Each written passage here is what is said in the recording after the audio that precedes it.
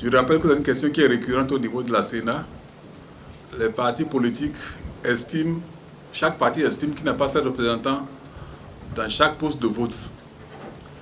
Nous essayons de leur répondre à chaque fois qu'il est impossible que chaque parti ait un représentant au poste de vote, dans la mesure où un poste de vote pour une élection normale, c'est 3 personnes qui vont animer le poste de vote, un président et 2 assesseurs. Alors s'il y a plus de 3 partis politiques, il est mathématiquement impossible d'avoir chacun un représentant au poste de vote. Et c'est pour cela qu'au niveau de la Sénat, la solution logique qui a été trouvée, c'est qu'à l'enrôlement des candidats aux fonctions de membres de poste de vote, ils ne fassent aucune allusion à leur appartenance au parti politique.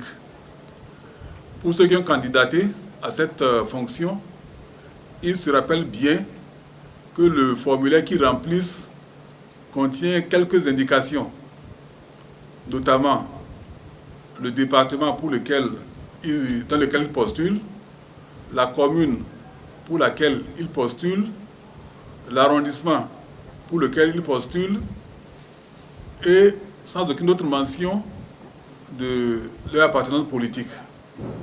Alors, dès que la Sénat collecte toutes ces informations, bien sûr, pour les candidatures qui sont soutenues par les pièces qu'on a demandées pour les valider, la Sénat dresse une liste d'aptitudes.